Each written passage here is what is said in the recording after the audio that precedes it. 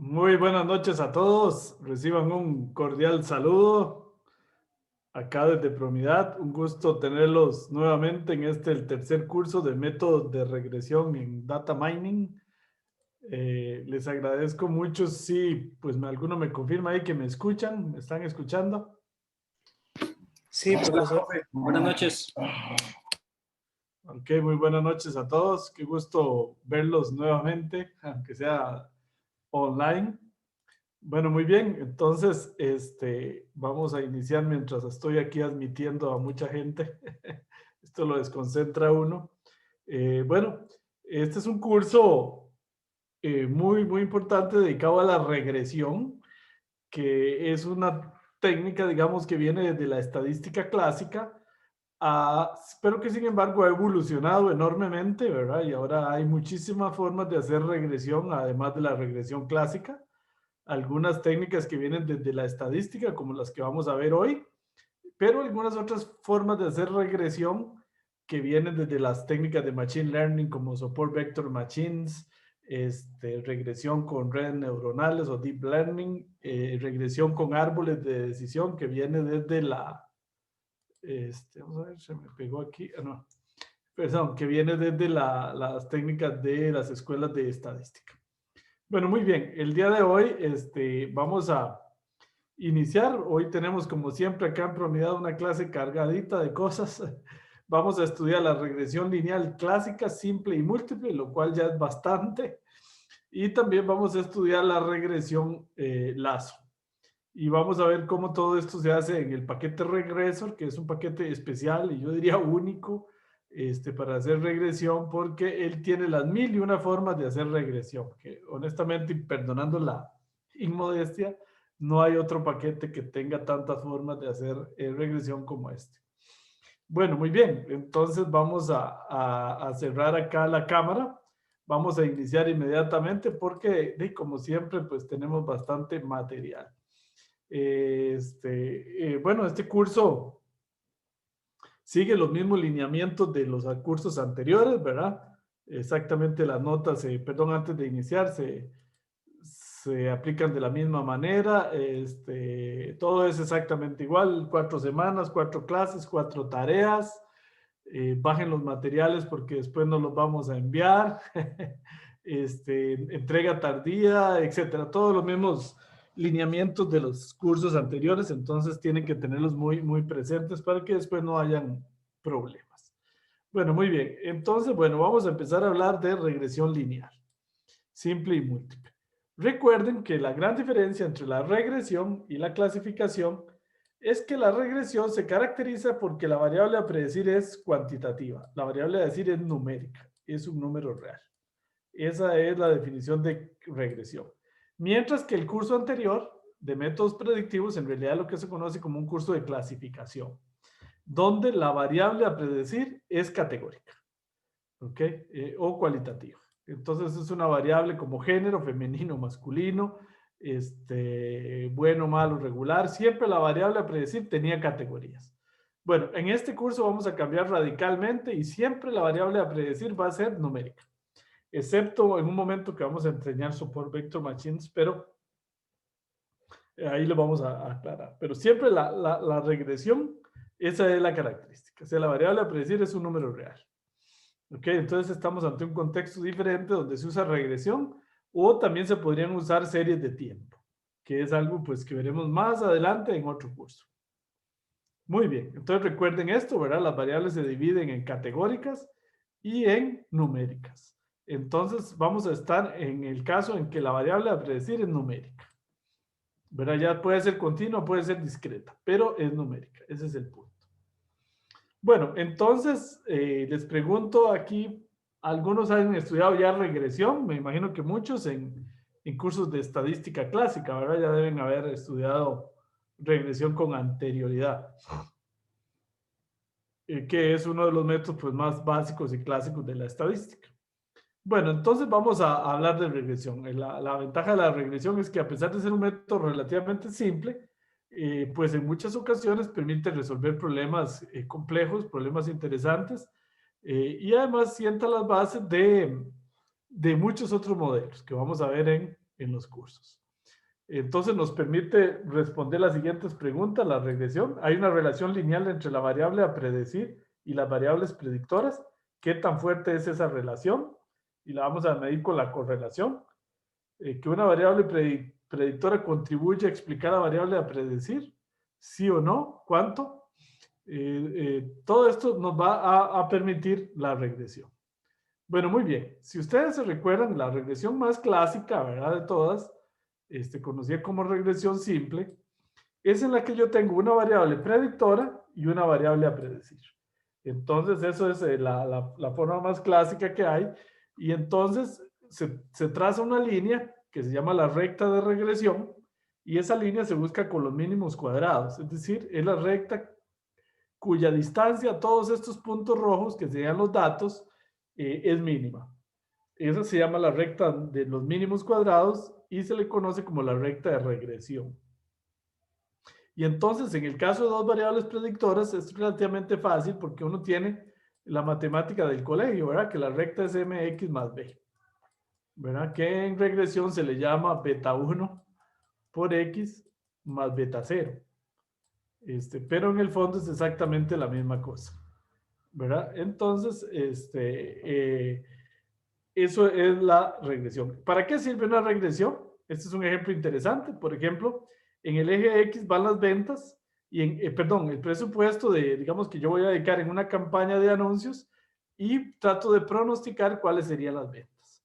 Entonces, por ejemplo, yo quiero saber si invierto $275 en publicidad en Facebook, por ejemplo, ¿cuánto voy a vender? Entonces me vengo aquí a la recta, busco en el eje Y y dice, bueno, más o menos va a vender 20 unidades, digamos, o en miles, bueno, 20,000 unidades. Entonces eso me permite a mí tratar de predecir si es rentable o no, ¿verdad? Pues si la venta de 20,000 unidades me generan suficiente para pagar estos anuncios y tener utilidades. Entonces ese es el objetivo. Dado valores en las variables predictoras, saber cuál va a ser el valor en la variable a predecir. Este es el caso más simple de la regresión lineal simple, en donde tenemos una variable predictora y una variable a predecir. Ok, entonces en este caso, pues la idea, como les decía, una recta, si ustedes se acuerdan del colegio de matemática básica, siempre se expresa de la forma mx más b. Y hay que calcular la m, que es la pendiente, y la b, que se conoce como el corte con el eje y, ¿verdad? En estadística se le dice más bien a el intersecto. Y entonces este beta se le llama generalmente, este M se le llama beta 1, este se le llama beta 0, pero son exactamente la misma cosa. El corte con el eje Y según la estadística del intersecto. Bueno.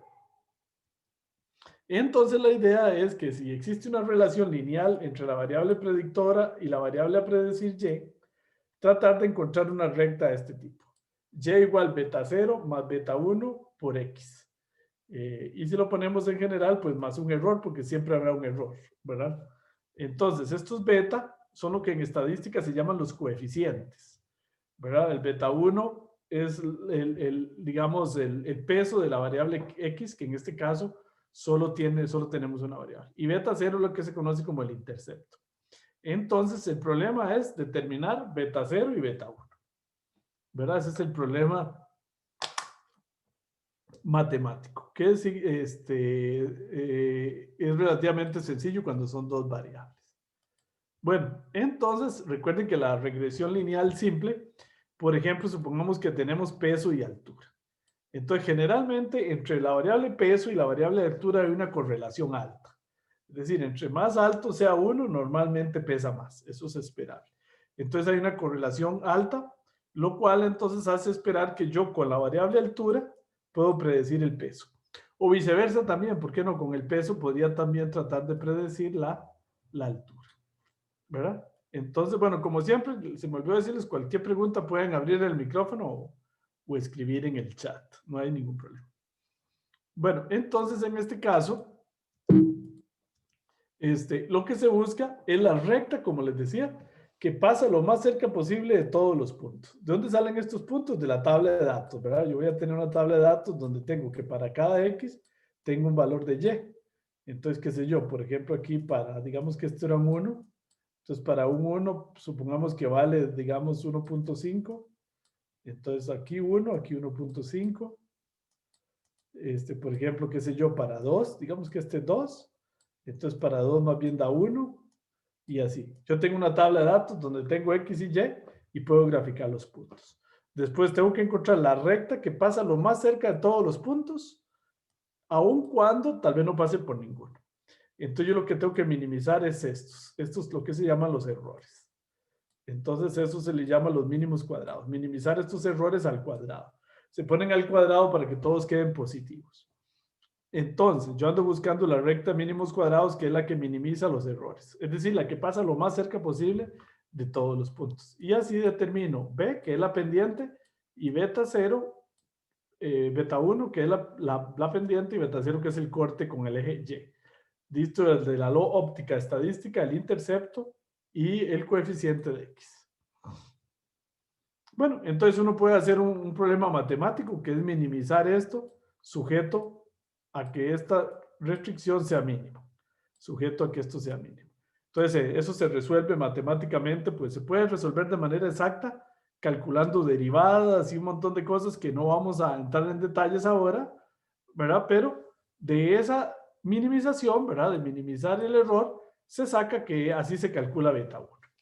Beta 1 se puede calcular como la suma de y igual 1 hasta n, donde xy menos la media de x. XY sería la variable predictora y esta la media de la variable predictora. Por YI menos la media de la variable a predecir. Esta es la variable a predecir. Estos datos saldrían de la tabla, ¿verdad? Que yo tengo aquí XY. Entonces esos datos salen de esta tabla. Entonces tengo la media de X, la media de Y. Voy sustituyendo aquí por N, por el número de variables, donde N es el número de variables, perdón, por la varianza de X. Y beta 0 se puede calcular como la media de Y menos beta 1 por la media de X. Y ya tengo entonces los dos coeficientes. Y esto me asegura que la suma de los errores da 0. Ok, minimizando los errores al cuadrado. Bueno, no hay que saber la prueba matemática de ese teorema, por lo menos en este curso, ni tampoco recordarse de estas fórmulas, porque dichosamente, pues, Regreso, las calcula. Pero bueno, antes cuando uno estudiaba estadística hace muchos años, lo ponían a uno con una calculadora a hacer estos cálculos. Desde la tabla de datos, digamos, sustituir todo y calcular aquí. ¿Verdad? No deja de ser un ejercicio interesante, pues, para entender más la fórmula. Pero digamos, eso es en un curso de estadística básica. En un curso de data mining como este, pues lo que interesa más es entender y aplicarlo con muchos datos e interpretar los resultados. Antes el examen consistía en hacer eso con la calculadora y peor aún, incluso a mano antes.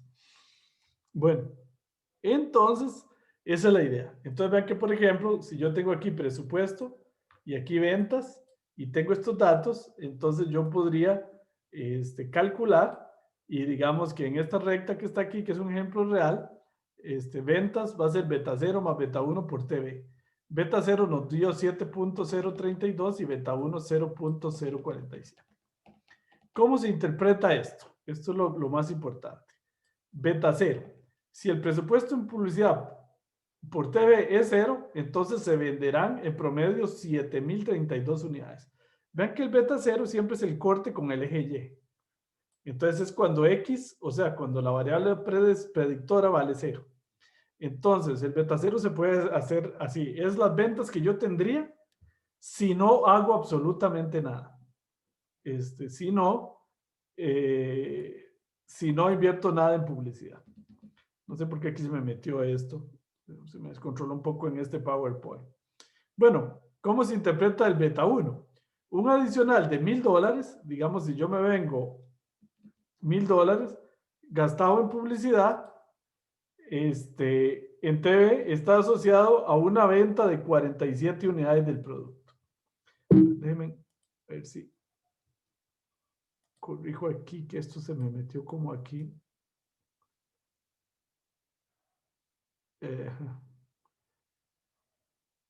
Bueno, voy a ponerlo ahí. No sé por qué se me desacomodó el PowerPoint. Bueno, el asunto es que si yo invierto $1,000, ¿qué hago? Lo sustituyo aquí en la ecuación. ¿verdad?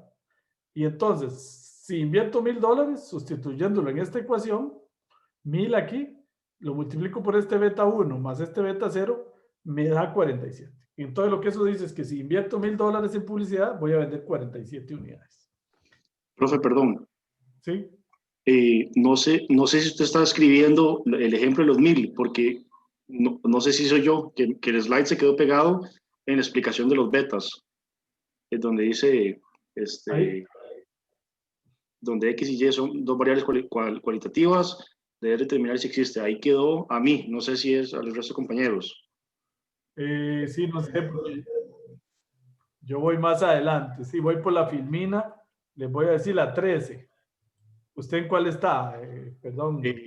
Sí, donde está la definición, sea X y Y, dos variables cualitativas, la idea es determinar si existe una relación aproximada lineal entre X y Y, como se muestra en la figura 1.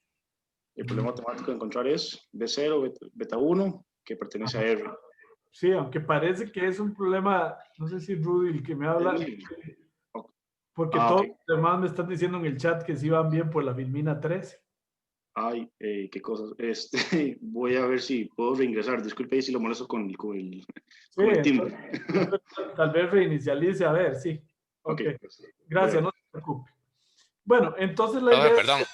Sí, adelante. Yo lo que no veo es que si en esa gráfica que usted nos está mostrando está representado ese ejemplo, porque veo que hay... dice usted que serían 47,000 unidades. No está representada en esa gráfica, ¿verdad? Sí, déjeme ver, revisar aquí. 40 aquí tiene razón de que no me está, tiene razón de que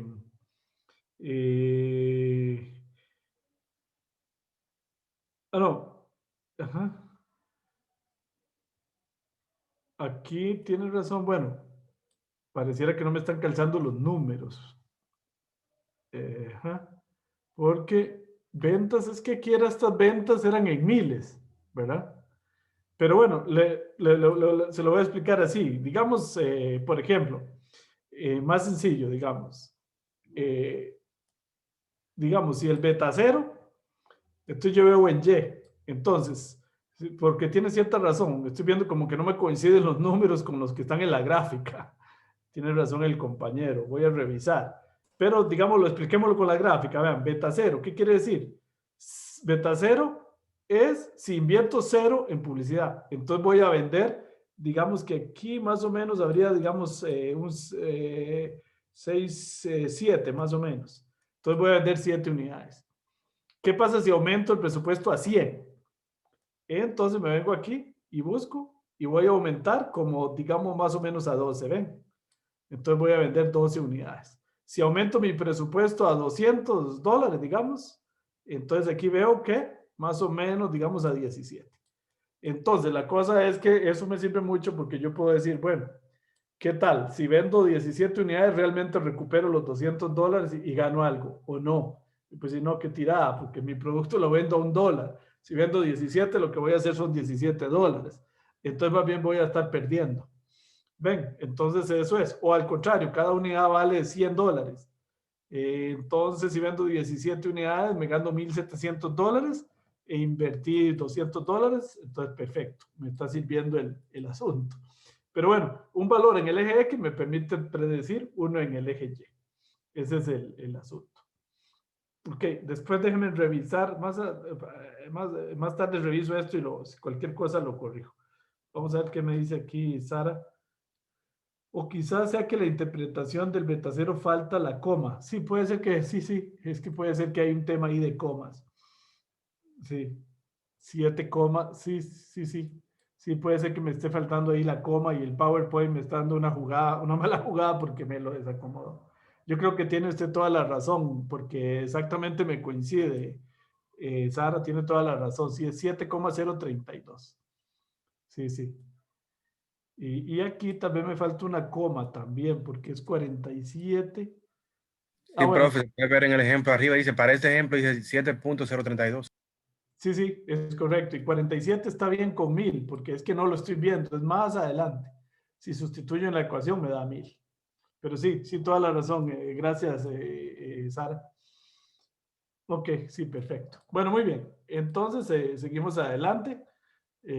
Usualmente la regresión no es solo con dos variables, que es lo que le enseñaban a uno en la estadística básica, sino que yo puedo tener múltiples variables predictoras. Entonces, por ejemplo, supongan que yo tengo dos variables predictoras, x1 y x2, y una variable a predecir. Entonces ya estaríamos en otra situación.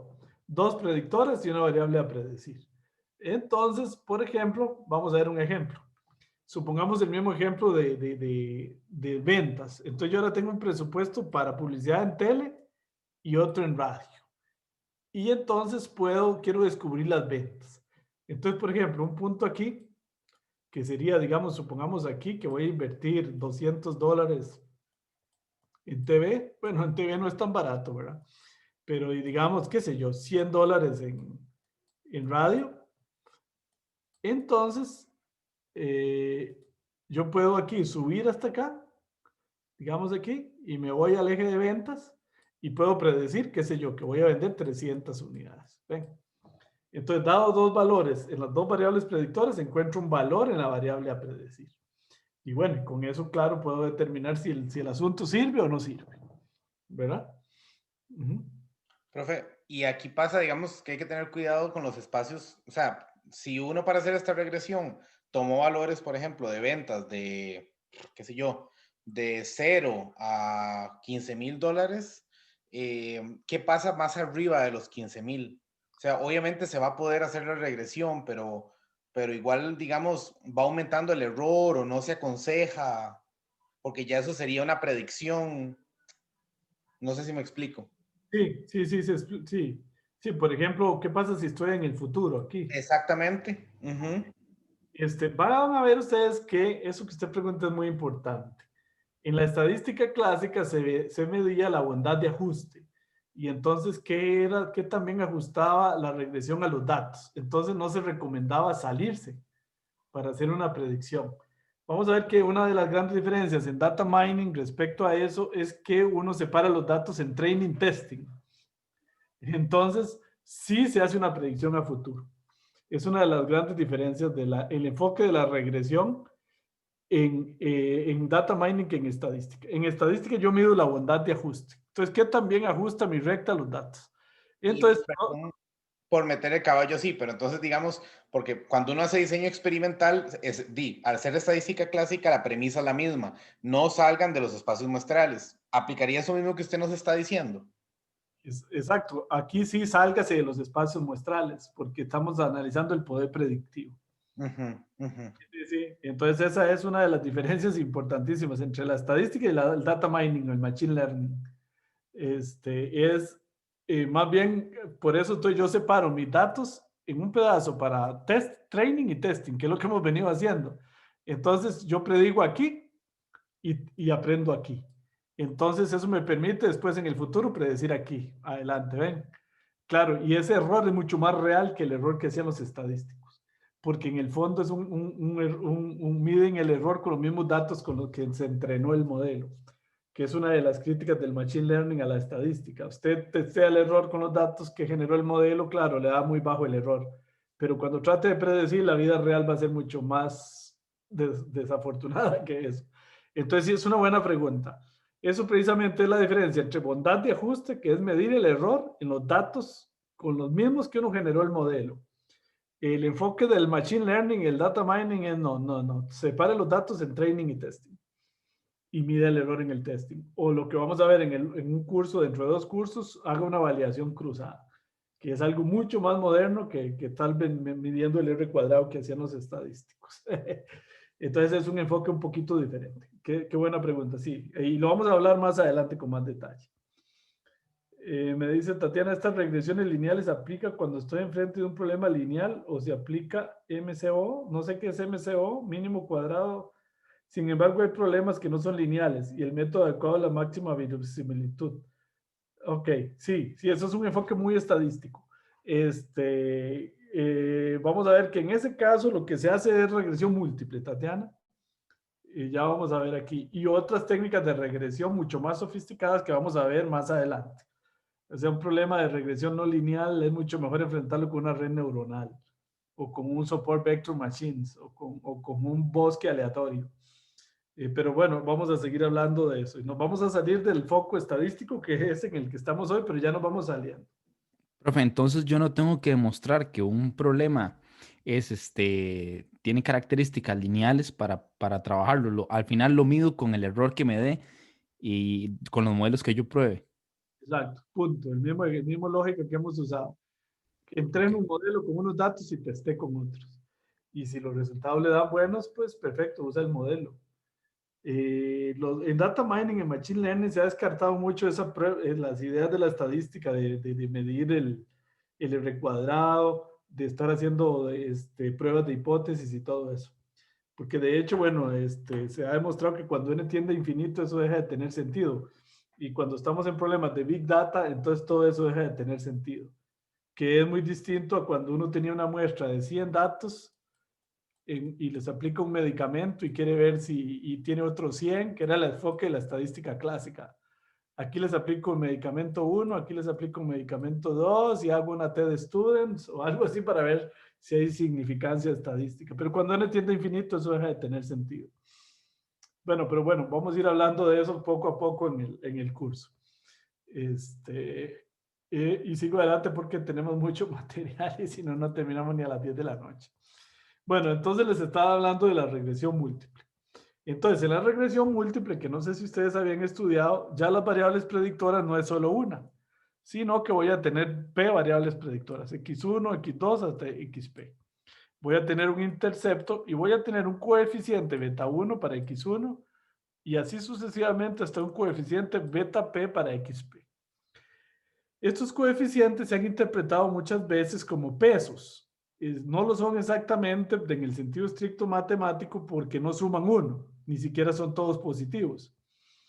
Pero sí se pueden interpretar en el sentido con un valor absoluto. Yo le puedo poner un valor absoluto a beta 1, un valor absoluto a beta 2, como vamos a ver ahora para adelante, y un valor absoluto a beta P. Y entonces, entre más grande, quiere decir que la regresión le está dando más importancia a esa variable. Entonces, sí se interpretan como un peso entre comillas. Entre más grande, eso sí, en valor absoluto, quiere decir que el modelo le está dando más importancia en la predicción a esa variable. Bueno, a eso se le llaman los betas, se le llaman coeficientes. Entonces, vamos a ver un ejemplo. Vean. Por ejemplo, un ejemplo clásico de la Universidad de Stanford. Vamos a predecir el LPSA. El LPSA es una variable que se usa para predecir el cáncer de próstata. Y entonces, si uno tiene este índice alto, es muy probable que tenga cáncer de próstata. Es un ejemplo bonito. Entonces, aquí hay algunas mediciones, el CABOL, el peso, la edad y algunas mediciones químicas que no me pregunten qué son porque no sé. Pero todas estas cosas impactan al LPSA. Entonces, por ejemplo, yo podría hacer una regresión solo usando esta variable o podría usar todas, ¿verdad? Para tratar de predecir esta variable y entonces predecir la probabilidad de un cáncer de próstata. Ya les voy a hacer ese ejemplo con más detalle. Bueno, entonces la regresión lineal múltiple en el fondo consiste desde el punto de vista del álgebra lineal en proyectar la variable a predecir en el espacio generado por las variables predictoras. Eso es un enfoque totalmente matemático y así es como se hace en Machine Learning, que es totalmente distinto al enfoque estadístico clásico. Entonces yo tengo que encontrar la proyección. Y esto es el error. ¿Okay? Aunque al final da el mismo resultado de la regresión clásica. Eso es lo bonito de todo esto.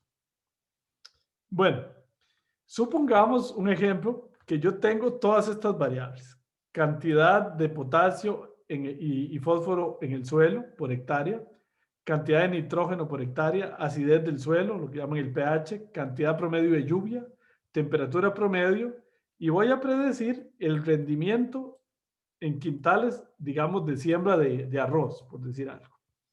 Entonces, con todas estas variables voy a predecir cuánto voy a producir en quintales de arroz. Entonces, eso es una típica tabla de regresión múltiple. Aquí están las variables predictoras y aquí está la variable a predecir. ¿Qué quiere decir eso? Si el potasio era 1100, si el nitrógeno era 300, si la lluvia era 6, si el pH era 5, si la temperatura era 10, voy a producir 10 quintales. Entonces, esta es la tabla de aprendizaje.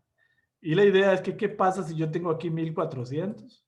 Aquí un 400, aquí un 6, aquí un 7, aquí un 11 y aquí un 50. No, perdón, aquí un 50 no. Aquí yo lo quiero predecir. ¿Ok? Entonces yo quiero predecir cuánto sería mi producción si yo tengo estos valores en las variables predictoras. Entonces, es muy fácil. Yo lo que tengo que hacer es encontrar el beta 1 que multiplica esta variable, el beta 2 que multiplica esta, el beta 3 que multiplica esta, el beta 4 que multiplica esta, el beta 5 y el intersecto beta 0. Multiplico todo y ya me da la predicción. Ok, ven, entonces yo ocupo encontrar beta 0, que es el intersecto, beta 1, beta 2 hasta beta 5. Y hay un error que se puede estimar, pero generalmente, digamos, yo lo que encuentro son los betas. Y con eso hago la predicción. ¿Por qué puedo hacer la predicción? Porque ya tengo cuánto vale X1, X2 hasta X5, ¿verdad? Que son los valores del nuevo registro. Y con esos, si ya tengo los beta, que los construyo a partir de la tabla de entrenamiento, puedo hacer la predicción de un dato nuevo, de predecir el futuro. Ok. Bueno, entonces esa es la idea. Por ejemplo, yo podría tener otra parcela y tratar de predecir. Bueno, resulta que matemáticamente se puede probar. Hay por ahí alguno que tiene el micrófono abierto. Qué raro. Se me perdieron los participantes. ¿Sí están ahí todos? Profe, tengo una pregunta. Sí, adelante. Tal vez en la tabla anterior, si la variable predecir, yo estoy hablando de miles o millones, Sí. ¿qué tan adecuado, digamos, en la primera línea, mi algoritmo no me predijo un 30, me predijo un 29, pero es sumamente aceptable. Entonces, ¿hasta qué punto el algoritmo yo estoy esperando que me dé ese valor exacto, ¿verdad? Depende de lo que yo esté calculando, un valor cercano es muy, muy, muy aceptable. A la hora de hacer el QA, digamos, en la data, sí estoy esperando que sea un valor exacto. No, no, nunca va a ser exacto. ¿Y cuál es mi margen ahí de...? De ahí, eso depende del problema, ¿verdad? Y depende de usted como analista del problema, que diga, por ejemplo, qué sé yo, si aquí en esto de la producción de arroz le predijo un 50, si usted me pregunta a mí, yo no sé si eso es bueno o malo, pero tal vez si le preguntamos al agrónomo que está a cargo de eso, dice, no, no, sí, tiene total sentido esa predicción, me sirve. Digamos, ya depende del problema en sí, ¿verdad? Que sea aceptable como error o no. Siempre de eso depende del problema. No hay algo que uno pueda decir siempre tanto. Bueno, ahora vamos a ver más adelante cómo se mide el error. Y uno puede establecer incluso porcentajes. Entonces uno podría decir, bueno, más de un 30% no acepto, más de un 20% no acepto, más de un 5%, pero siempre, como siempre, depende del problema. ¿Qué es aceptable o qué no es aceptable? ¿Verdad? Bueno, entonces resulta que matemáticamente se puede probar que si X es la tabla de datos, ¿verdad? De filas y columnas, el beta se calcula como esta X traspuesto por X, matriz inversa por X traspuesto por Y, donde Y es la variable a predecir. Y la predicción se hace multiplicando la matriz X por el beta. Ahora es un detalle matemático técnico que no importa, no es necesario entender eso, por supuesto, ahí tendríamos que estudiar un mes matemática para ver este detalle de que así se calcula. Lo importante es que así se calculan y entonces el regreso y el software nos lo da. ¿Verdad? Vean que esto es una matriz y este beta en realidad es un vector, ¿verdad? Podría ser así, beta 0, beta 1, hasta beta p. ¿Verdad? Esa es la forma en que se calcula. ¿Por qué se puede calcular? Porque la tabla de datos X yo la tengo, digamos que la tabla de datos era esta. La Y, yo tengo la Y, sí, claro que sí tengo la Y, es esta, la variable a predecir. Entonces yo puedo sustituir todo esto y poner una computadora a calcular eso. Ahora, que es un cálculo pesado, puede serlo, si es una matriz muy grande. Y después la predicción se hace así, multiplico X, la tabla de datos, por el beta, que en el fondo es hacer las multiplicaciones que yo le decía a ustedes de los datos por los beta. Bueno, por dicha, digamos, actualmente, pues las computadoras hacen esto aún para matrices de millones de datos, ¿verdad? Antes, cuando yo estudiaba estadística hace años, de un ejemplo con más de 50 datos era demasiado. Decían que más infinito para un estadístico era 200, creo, era el chiste. Porque de ahí, más allá de eso era imposible hacerlo con una calculadora, jamás. ¿Verdad? Además, esto era demasiado, más 50 tal vez. Ahora meterle 1.000.000 de datos a R para que haga esto no hay ningún problema. Ok, entonces el asunto es totalmente diferente. El asunto nuestro es orientado al Big Data. Entonces no a problemas pequeñitos. Bueno, entonces, ¿cómo se mide el error? Que es lo que el compañero justamente estaba preguntando. Bueno, nosotros vamos a cambiar del enfoque clásico de la estadística. Nosotros vamos a medir el error en una tabla de testing. Ok, la manera clásica que lo hacía la estadística era que medía el R cuadrado, calculaba la regresión y medía el R cuadrado dentro de la misma tabla. Eso, digamos, pues no es que esté malo, pero generalmente eso engaña porque dice que uno cree que es muy alto, que es muy bueno, pero cuando usa datos nuevos no es tan bueno. Entonces nosotros vamos a usar el enfoque Trading Testing, que es el más usado en Machine Learning y en Data Mining. Y en un curso más adelante vamos a ver que incluso lo mejor no es eso, lo mejor es la validación cruzada. Bueno, entonces vamos a usar el error cuadrático medio, la raíz del error cuadrático medio, el porcentaje de error relativo y el promedio de errores. Vean, son estos. Supongamos que, recuerden que esto viene de la estadística. Siempre, por ejemplo, este es el dato real. Y el que tiene un techito es la aproximación, ¿verdad? Que hizo la predicción. Entonces, para el individuo Y su Y es el dato real, la observación real. Y Y su Y techito es la aproximación que da la predicción. Entonces, esto sería el error, ¿verdad? La diferencia entre el dato real menos la aproximación. Entonces, generalmente este error se eleva al cuadrado o se le toma valor absoluto para evitar que dé negativo, porque el error siempre se mide positivo, ¿verdad? El error fue de 2, de 3, uno no dice el error fue de -2, porque eso daría problemas de que sumas y restas se puede cancelar y llamar a engaño. Entonces a los errores siempre se les mete el cuadrado. Generalmente se prefiere el cuadrado porque el valor absoluto es una función matemáticamente muy complicada. La función valor absoluto no es derivable. Entonces, cuando uno quiere calcular los mínimos, no puede calcularlos. Por eso es que se le mete el cuadrado. ¿Cómo se amortigua eso? Generalmente se le meten los cuadrados aquí. Ajá, así. Y después, para achatar eso, se le toma una raíz. ¿Verdad? Para matar el efecto que tuvo haber elevado al cuadrado. Bueno, entonces vean, por ejemplo. Entonces, digamos que yo tengo 3 individuos. Este es el valor real. Este es el valor aproximado por el modelo. Esta es la resta. Esta es la resta al cuadrado y este es el valor absoluto. ¿Verdad? Entonces, así es como generalmente se empieza. ¿Ok? Y con esta columna yo la sumo y hago algo. O con esta. Entonces, vean. Entonces, el RSS se define así, simplemente como la sumatoria de los errores al cuadrado.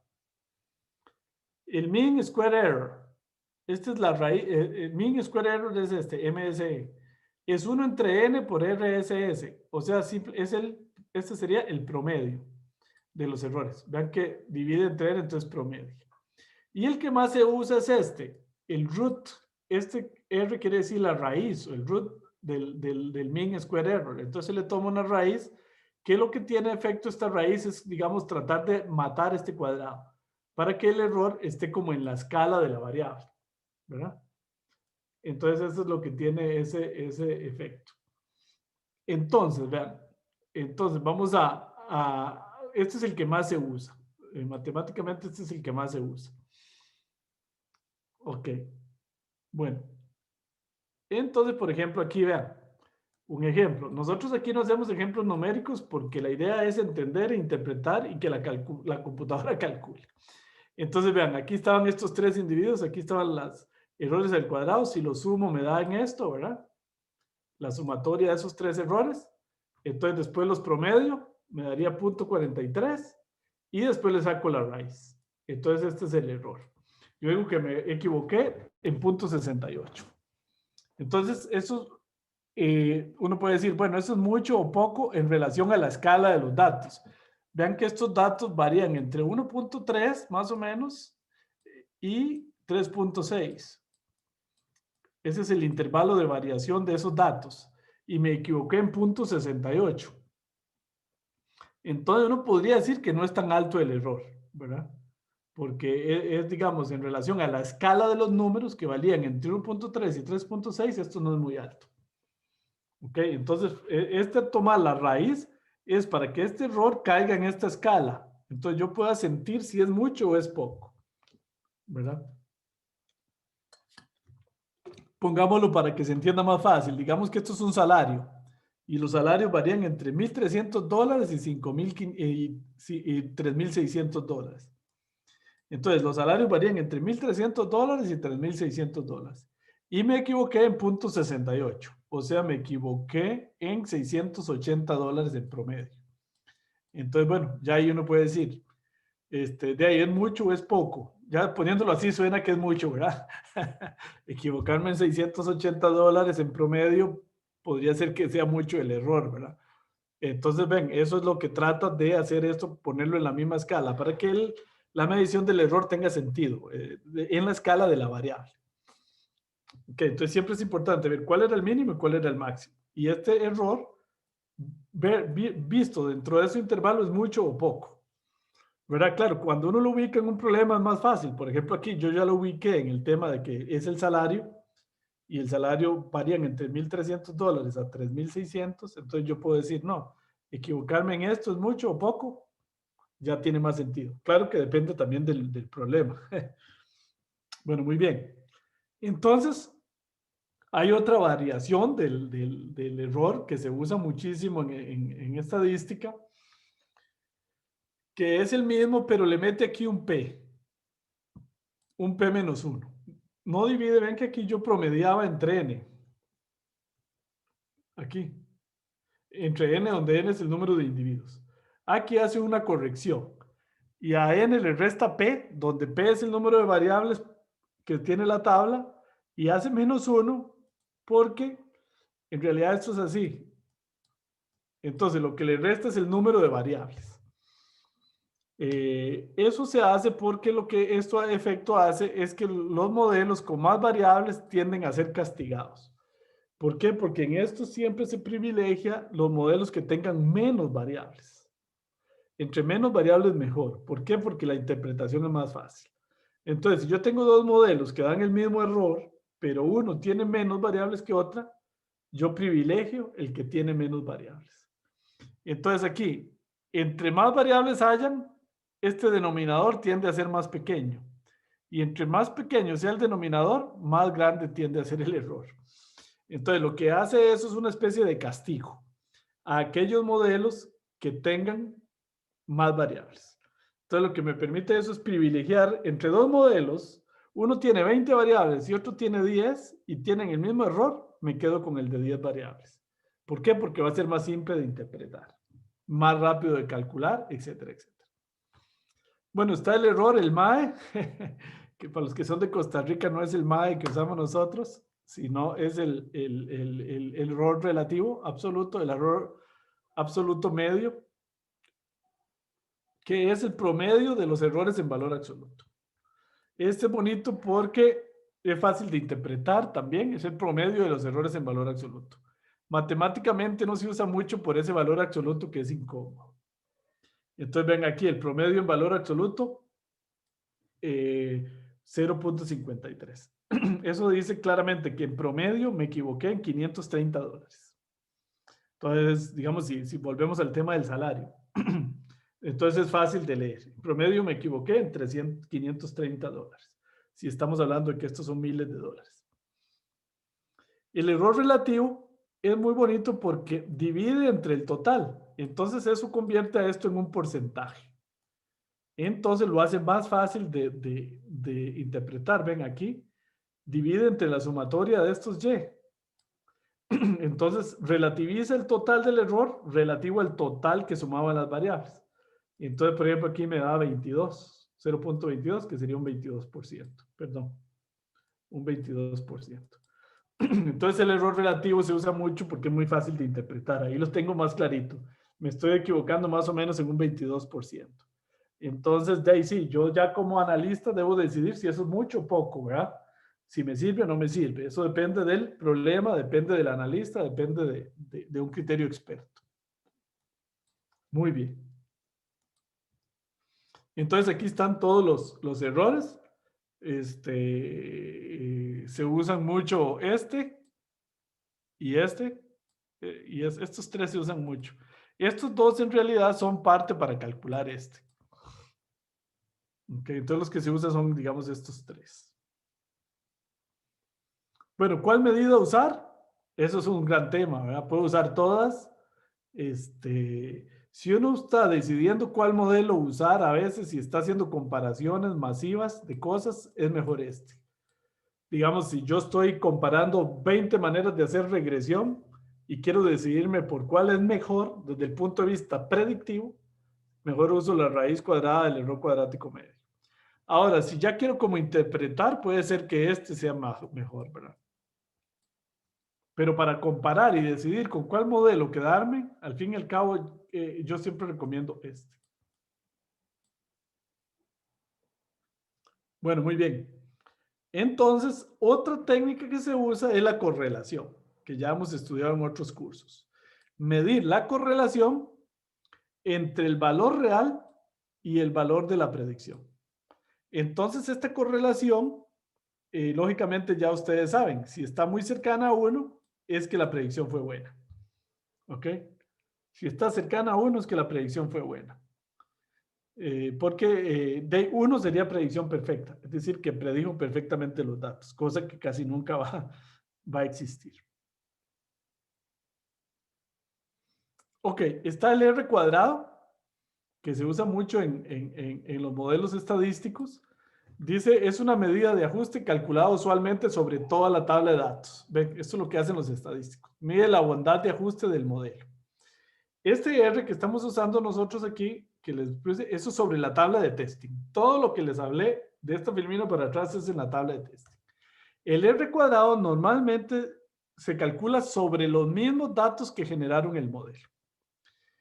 E independientemente de todas estas fórmulas que hay aquí, que no es necesario entenderlas, así se calcula el R cuadrado y dice, se interpreta como la proporción de la varianza. Información de Y que es explicada por el modelo. Varía entre 0 y 1.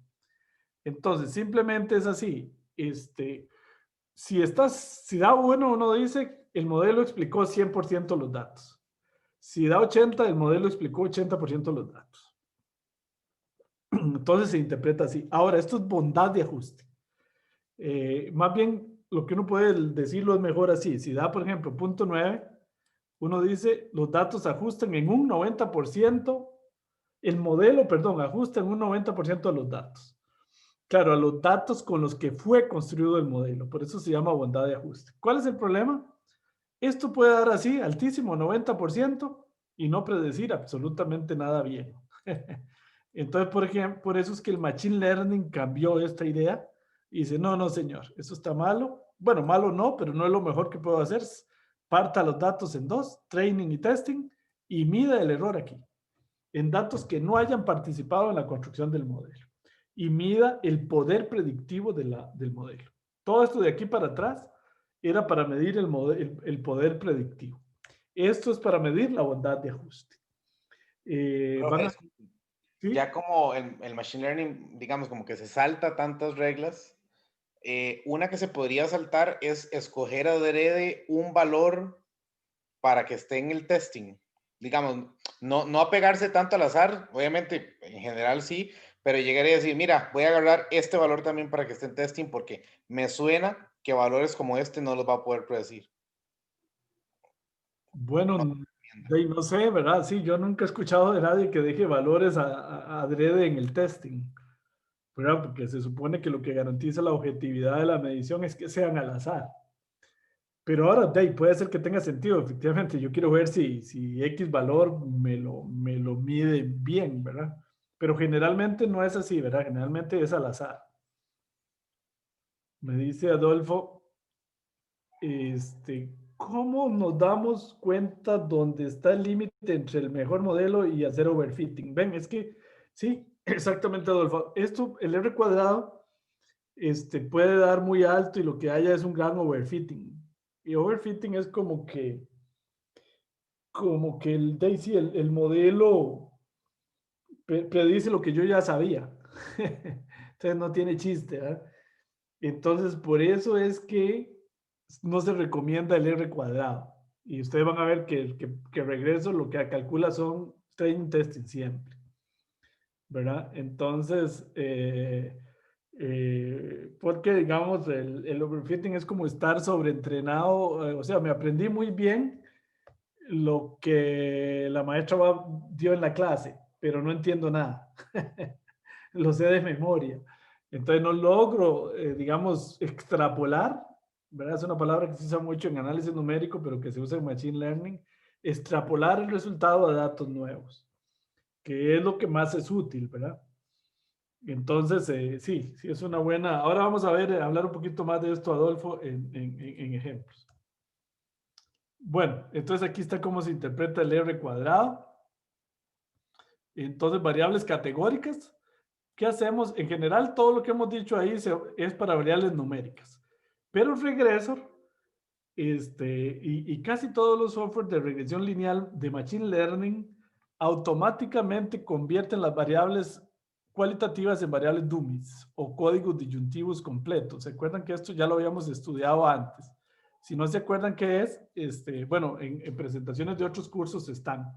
¿Verdad? Esto es, por ejemplo, la variable género, que es femenino o masculino, femenino, cambiarla a códigos de ceros y unos, ¿verdad? Y convertirla en dos variables, femenino, masculino. Entonces aquí va un 1, un 0, un 1, un 1. Aquí va un 0, un 1, un 0, un 0, un 0. Bueno, convertirlas en variables dummies o que también matemáticamente se le dicen códigos disyuntivos completos. Ya de regreso automáticamente lo hace. Y el enfoque del Machine Learning es hacer eso. Algunos estadísticos dicen que eso es un hachazo porque es cierto, la teoría es para variables numéricas. Pero, digamos, está demostrado que los códigos dummies dan buenos resultados. Lo que sí es un hachazo es ponerle, digamos, a femenino 1 y a masculino un 2 y decir que esta es la variable numérica. Eso sí está malo. Lo que hay que hacer es códigos dummies o códigos disyuntivos completos, como en realidad se le dicen en la matemática. Bueno, entonces vamos a usar Regressor, que es un paquete desarrollado por este servidor y algunos de mis colaboradores en Promidad. No crean que soy solo yo, son varios. Ya vamos por la versión 1.19 y usa un montón de paquetes, ¿verdad? Entonces ahí lo pueden bajar e instalar del CRAN, como ustedes ya saben. Bueno, así se instala o se instala directamente desde RStudio. También se puede actualizar desde GitHub. En este momento no hagan esto porque el que está en GitHub es igual al que está en el CRAN. Si surge algún problema en medio curso, lo corregimos y actualizamos en GitHub y después lo subimos al CRAN, porque recuerden que subir una actualización en CRAN toma 1 o 2 meses. Entonces no es tan fácil. Por eso es que tenemos GitHub, por aquello de que surja alguna pulga que a veces pasa en medio de un curso. Bueno, muy bien. Entonces vamos a ir a usar Regressor, como les dije. El enfoque es el Training Testing. Ese es el que vamos a usar en todo el curso. Training Testing. Bueno, vamos a usar un ejemplo que es el Boston Casas. El Boston Casas tiene 14 variables y 506 observaciones. No es tan grande, pero lo que trata es de predecir el precio de las casas en Boston. El precio en miles de dólares. Entonces es un clásico de esto de la regresión. Entonces tenemos varias variables, criminalidad, que es la tasa de criminalidad en la ciudad. Esta Resid M25, proporción de residencias con más de 25,000 pies cuadrados. Esa es la residencia de Cristiano Ronaldo. Negocio mínimo, proporción de negocios no minoristas por la ciudad. Se divide, es una variable categórica, vean, baja, media, alta. limita CRC, es si limita con un río, con el río Charles o no.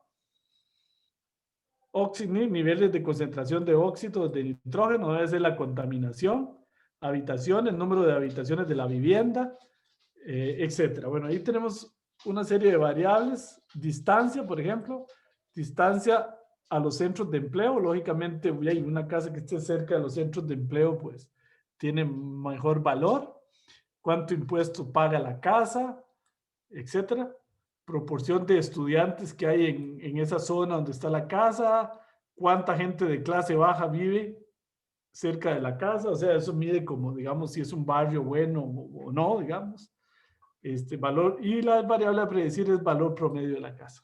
Observen que casi todas las variables son numéricas, excepto esta que es categórica y esta. Tenemos dos variables categóricas. Y las demás son numéricas. Bueno, ahí está la tabla de datos. Ok, bueno, entonces vamos a ir a Regressor. Bueno, muy bien. Entonces, primero que nada, les voy a mostrar el archivo de texto. Para ver, Boston Casas, ahí. Boston Casas, observen que este es el archivo del CSV. El separador de datos es la coma. El separador de decimales es el punto. Nunca se les olvide que hay que ir a ver esto. Y tenemos nombres de filas. Sí tenemos, ven, 1, 2, ahí está. Es un número consecutivo, pero sí hay nombres de filas.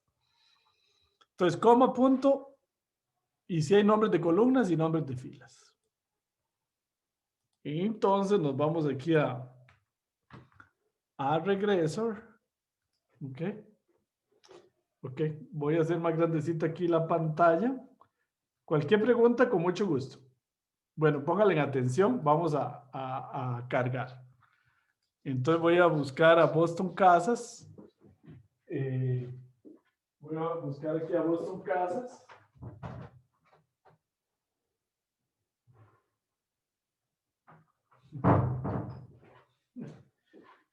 Perdón, tengo aquí a mi perro en mi oficina y a veces quiere salir y a veces no quiere salir.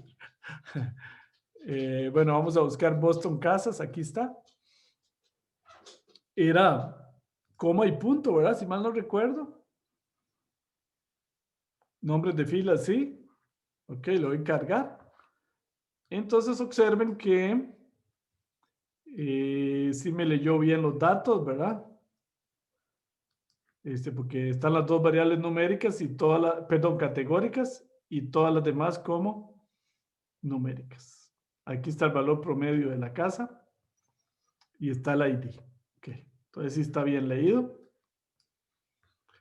Entonces es muy parecido a Predictor, ¿verdad? Aquí tengo que ir a transformar los datos. Parece que todo está bien porque las variables categóricas son las que tengo que tener cuidado, pero sí están como categóricas. ¿Ok? Hay que tener cuidado porque si una variable viene codificada con números, 1 y 0, hay que decirle que es categórica. Regreso no sabe cómo saber que es categórica si los códigos son números. Me voy a configuración. Lo primero y muy importante que tengo que hacer es verificar aquí que Regressor seleccionó bien la variable a predecir. Él siempre trata de adivinar cuál es, pero tengan cuidado, muchas veces se equivoca. En los ejemplos de la tarea se equivoca. Entonces tengan cuidado de decirle cuál es la variable a predecir, porque si no podrían estar haciendo el ejercicio totalmente mal y prediciendo una variable que no es la variable a predecir. Entonces voy a usar, digamos, 75 para aprender y 25 para testing y le doy generar. Ven, es un enfoque completamente de data mining o machine learning, training, testing. Bueno, muy bien. Entonces, me voy aquí a trabajar. Estadísticas básicas. Eso es lo primero, muy importante, resumen numérico. Aquí puedo ver lo que ustedes ya recuerdan de los índices básicos de cada una de las variables. Por ejemplo, el valor promedio de las casas, vemos que las casas, el valor máximo es $50,000. El promedio es $22,000. Y aquí están los cuartiles, la mediana, la desviación estándar. Bueno, podemos ir a ver los test de normalidad de las variables, como ya lo hemos visto en otros cursos. Este de aquí es muy importante. La dispersión, yo puedo seleccionar dos variables para ver, por ejemplo, la criminalidad y el valor de la casa. ¿Ven? Entonces aquí puedo ver que interesantemente pareciera que no hay una relación muy lineal entre criminalidad y el valor de la casa. Ahora, esas las puedo ver acá. Bueno, aquí puedo ver las distribuciones de probabilidad. Lo más importante en esto es esto. Vean la correlación. La correlación es muy importante porque la correlación me indica en cierta medida qué tan buena predictora es la variable o no. Entonces hay que identificar la variable a predecir. Recuerden que la variable a predecir es esta, valor promedio. Entonces yo tengo que buscar el número más grande aquí en valor absoluto. Entonces vean que el número más grande aquí en valor absoluto es este. Quiere decir que la variable que pareciera que es una buena predictora es clase baja, es decir, qué proporción de clase baja vive en ese barrio. Otra que es buena predictora porque tiene una correlación alta es esta, 0.7. Habitaciones. La cantidad de habitaciones que tiene la casa es una buena predictora. Pues lógicamente, ¿verdad? Porque entre más habitaciones, generalmente la casa es más grande, más cara. ¿Verdad? Entonces yo puedo ir a tratar de ver aquí cuáles variables son buenas predictoras o no. Ahí recuerden que es en valor absoluto. Una correlación negativa quiere decir que hay buena correlación o relación entre las dos variables, aunque sea en un sentido negativo, y una correlación positiva también.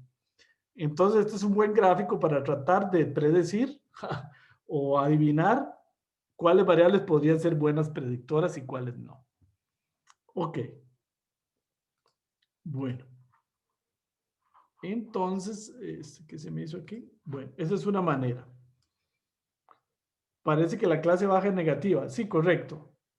O sea, ¿qué es lo que significa eso? Que entre más clase baja haya, menos vale la casa.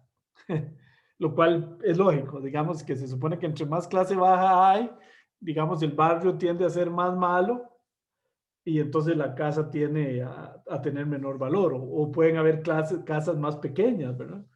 Entonces lógicamente tienen menor valor, pero lo que sí dice es que es buena predictora. Lo otro es el poder predictivo aquí. El poder predictivo es totalmente diferente al que vimos en el curso de predictivos, en Predictor. Vean que aquí lo que yo tengo que buscar son las variables que tienen una buena relación lineal con la variable a predecir. ¿Cuál es la variable a predecir aquí? ¿Qué se me hizo?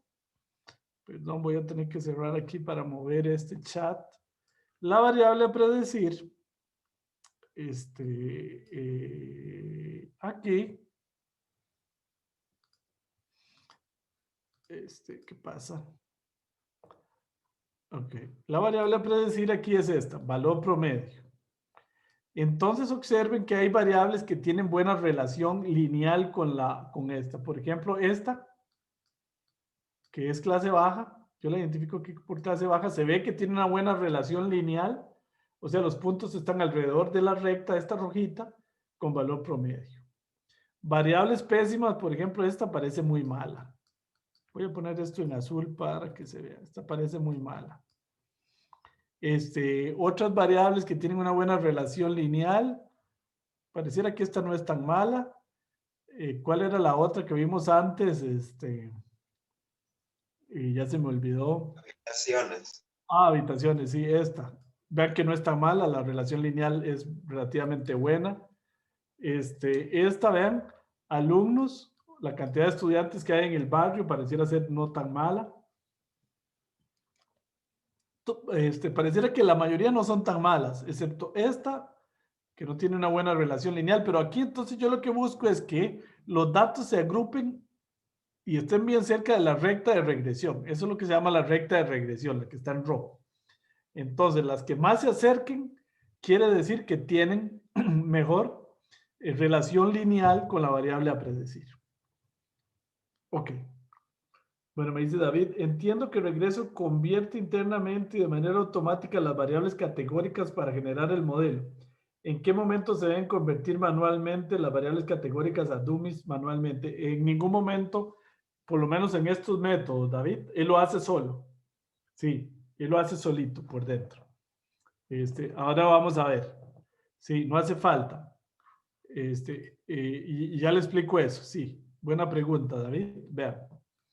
Entonces no hace falta hacerlo manualmente nunca, aunque la tarea yo les pido que lo hagan, pero es para que vean que da prácticamente lo mismo. Bueno, nos vamos a aprendizaje supervisado. Aquí hay regresión lineal, regresión penalizada, regresión con árboles, bosques aleatorios para regresión, potenciación para regresión, cabecinos más cercanos, pero todo esto es para regresión, ¿ok? Uno puede hacer regresión con todo esto. Hoy estamos nada más en la regresión lineal. Vamos a hacer regresión lineal. Entonces aquí me tira el modelo que tira R. Aquí ahora uno puede interpretar aquí los coeficientes y cosas, pero lo único, digamos, que tal vez vale la pena aquí es que aquí está el R cuadrado. ¿Ven? Este R cuadrado me mide un poquito la bondad de ajuste. Entonces me dice que el modelo ajusta más o menos en un 76% a los datos, pero esa es la bondad de ajuste. ¿Qué también ajustan? El modelo a los datos. Incluso mide algunos estadísticos que no vamos a entrar en estadística aquí, que tratan de ver qué tan bueno o qué tan creíble es eso. Pero a nosotros nos interesa más esto. Vean los coeficientes. Estos que estamos viendo aquí son los betas. Este sería el beta 0, que es el intercepto. Este sería el beta 1, que es el que multiplica a crimen. Este sería el beta 2, que es el que multiplica residencias M25. Este sería el beta 3, que multiplica esto. Y así sucesivamente el beta 4, que multiplica negocios, min, media. Bueno, y yo puedo ahí seguir viendo más, vean. Más betas aquí. No se les olvide que aquí hay más betas. Ok, entonces, ¿cómo se interpretan estos beta? Los beta que más aportan, las variables que más aportan a la predicción, son aquellas que tengan el beta más grande en valor absoluto. Entonces observen que el regreso los puede ordenar aquí. En negativos y positivos. Vean, el intercepto, ojo, este no cuenta, porque el intercepto no multiplica ninguna variable. Entonces, vean, yo tengo que tener cuidadito con esto, porque las voy a ordenar aquí. Vean, este es 4,2 y esta es 2,8. Pero si las pongo en negativas, este es 20, este es 3. Esto hay que verlo en valor absoluto. De hecho, en la próxima versión de regreso lo vamos a poner que lo ordene en valor absoluto. Entonces, pareciera que según esto, curiosamente, las variables que más están aportando son esta OXNIT, esta, negocios min media. Y si vemos los positivos, vean que este es un 89, también están aportando mucho la cantidad de habitaciones y si limita o no con un río. Con el río, ya se me olvidó el nombre. Profe, disculpe, pero eso no sería, digamos, errado en el sentido de que las variables no están escaladas. Sí. O sea, los valores de las variables, puede ser que ese 4.26 esté multiplicando una variable que va, qué sé yo, de 0 a 0,5, pero ese 0,41 multiplica una variable que es miles, por ejemplo, en su escala. Sí, eso tiene usted razón, digamos, de que podría tener un efecto más grande, pero los beta, entre más grandes, me dice que el modelo le dio más importancia a esa variable. No me está diciendo qué tanto va a aumentar. Usted tiene razón, porque si una variable está medida en metros y otra en kilómetros, lo conveniente sería estandarizar los datos para evitar ese efecto, pero el beta, entre más grande, quiere decir que el modelo le dio más importancia a esa variable a la hora de predecir. Y entre más grande sea en valor absoluto, quiere decir que esta variable fue más importante para el modelo. Entonces, las 4 variables más importantes para el modelo parecen ser estas 2, y si vemos las del lado negativo, estas otras 2. Pero sí tiene razón el compañero en lo que pregunta. Digamos, el efecto en la escala de la predicción podría ser más grande o depende de la escala del tamaño de la variable, es correcto. Pero digamos que esas son las 4 variables que el modelo le da más importancia. Ok. Bueno, aquí vendría la predicción del modelo. Ven, aquí viene el valor real, 22,9, y el modelo estima 23. O sea, el valor real de la casa es $22,000 y la predicción estima $23,000. Así se ve que no está tan mal. Vean, está $30,000 y el modelo predice $31,000. Dice Adolfo, ¿qué pasó con clase baja? Tiene razón, no tiene por qué coincidir esto con lo otro. Puede ser que sí, debería, pero no siempre. Y busquémosla, tiene usted razón. Vamos a ver qué se me hizo clase baja. Clase baja, ¿qué se hizo clase baja? ¿Por qué no está clase baja aquí? ¿Qué será lo que pasó? Tiene razón. Ah, bueno, es que aquí hay más, ¿no? ¿No? Y no es porque son solo numéricas. No, de hecho, vea que aquí está Negos, Min, estas que son categóricas. Vamos a ir aquí a los datos. Pero sí tiene razón, ya me preocupó eso. Los datos, vean que aquí está. Vean que está Negos, Min, la ven aquí que es categórica y la es categórica. Y vean que en esta Negos, Min, aprovecho para explicar eso. Vean que donde la veo aquí, aparece Negos, Min, media y baja, que son las dos categorías que ella tiene, media, baja y alta. ¿Por qué no aparece alta? Porque la tercera variable siempre es redundante. Con las dos primeras es suficiente, las dos categorías. Entonces quita la tercera categoría. Eso no se asusten si eso les pasa. Profe, y entonces sería N-1 categorías. Si son 50 categorías, van a aparecer 49. Exacto. Aunque eso sería demasiado, pero sí, limita RC. Vean, limita RC. ¿Qué se me hizo limita RC? Aquí está. Ven, aparece el limita RC, el sí. El no lo ignoró porque es totalmente complementario. Ok, entonces ahí está bien. Ok, ahí estamos bien con eso. Lo que no sé es qué se me hizo. ¿Cuál era? ¿Cuál es la que me preguntó? ¿Qué pasó con Clase baja era la que preguntó el compañero. clase baja? ¿Sí? ¿Cuál era? ¿Cómo era que se llamaba? Aquí está, clase baja. Profe, está como numérica, es por eso. Sí, pero debería... Esa no era categórica. Clase baja, no, clase baja es numérica. ¿Sí? Aquí está, sí. Es una variable numérica. Lo que debería aparecer aquí el beta. Lo que no sé es por qué no aparece aquí el beta. Que de hecho, pues sí, porque nos daba una de las más importantes en la correlación. Aquí está, no, sí está, vean aquí. Estaba asustado, yo, qué raro. Es que hay que mover el mouse aquí. Qué raro, ahí sí que tenemos una pulga fea. No, sí, aquí está. Lo que pasa es que curiosamente, Adolfo y compañeros y compañeras, no está dando según la regresión, que es muy importante en la predicción. Ok. Profe, Ahora, ¿y qué es el número que viene en la segunda columna, el PR? esto es una prueba de hipótesis de qué tan confiable es esto. Es un criterio más estadístico. Que digamos, aquí no nos vamos a enfocar mucho en todo lo que es test de hipótesis. ¿Qué? Porque tendríamos que dar un curso de estadística y el enfoque del Machine Learning es otro. El enfoque del Machine Learning es vean, por ejemplo. Ahí estamos viendo la correlación entre el valor real y la predicción. Entonces, aquí esto es un enfoque más de Machine Learning, porque aquí estamos en el testing. Esto es en el testing. Entonces, si los puntitos rojos quedan muy cerca de la línea, quiere decir que la predicción es buena en el testing. Y si no, quiere decir que no es buena. Y todavía mejor, nos enfocamos en esto. Índices generales. ¿Verdad? Entonces, aquí todo esto es en el testing. Entonces, el problema de esto aquí es que puede ser, ¿qué se me hizo? Lo que me preguntaba el compañero, todo esto puede ser en los mismos datos en los que se entrenó. Entonces, vean, raíz del error cuadrático medio. Entonces, ¿qué quiere decir esto? Nos estamos equivocando en 4.9 mil, casi digamos en $5,000 en promedio. No suena tanto, ¿verdad? En esa época, es que esa tabla es vieja, las casas valían como $50,000, $60,000. Era el dólar de 1970, no era el de ahora deben valer $200,000, $300,000. Pero bueno, $5,000 no suena tanto.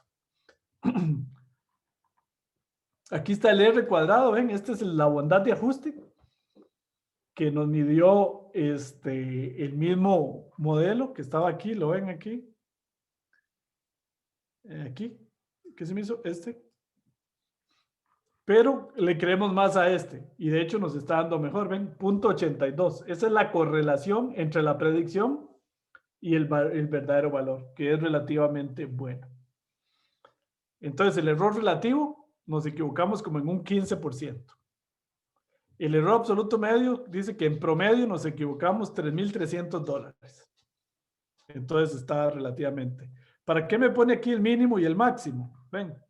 Quiere decir que la casa más barata valía $5,000 y la casa más alta $50,000.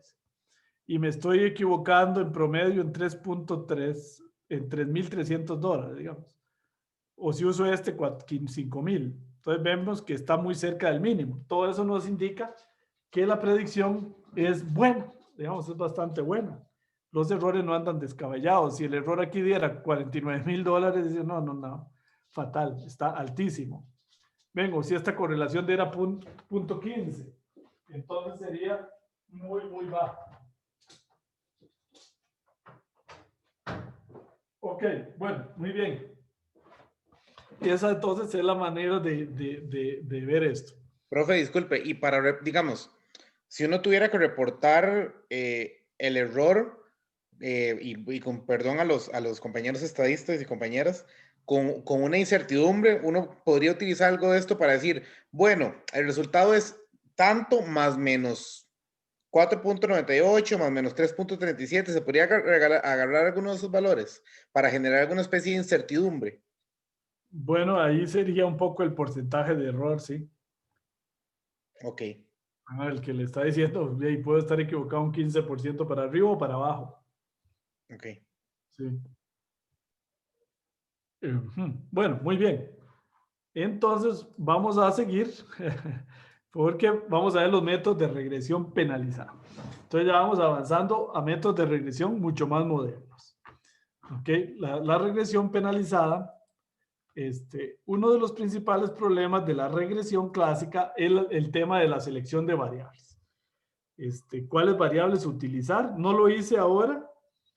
Por cierto, y no lo puse en la tarea ahora que me acuerdo, pero yo puedo decir, voy a hacerlo, no importa, en regreso. Yo puedo decir, de ahí, voy a hacer selección de variables. Voy a usar solo, bueno, voy a quitar, digamos, qué sé yo, voy a hacerlo así un poco, estas variables y esto, ¿verdad? Yo puedo quitarlas, poniéndoles una de X aquí, le voy a aplicar.